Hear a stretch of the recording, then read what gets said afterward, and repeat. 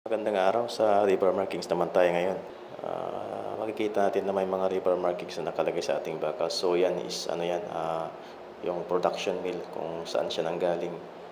PSW refers to Pag-asa Steelworks. Tapos yung number 2 is ano siya, plant code nila.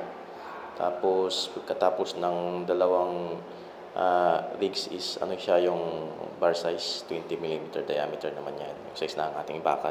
Katapos naman ng dalawang rigs ulit is may nakalagay na 4WT. Yung 4 represents 415 megapascal to 420 megapascal, equivalent to ano yan, grade 60 rebar. Tapos yung W represents weldable naman siya, pwede siyang welding. Tapos yung T is kung paano siya nakast, quench and tempered naman yung ibig sabihin yan. So yan lang muna, salamat.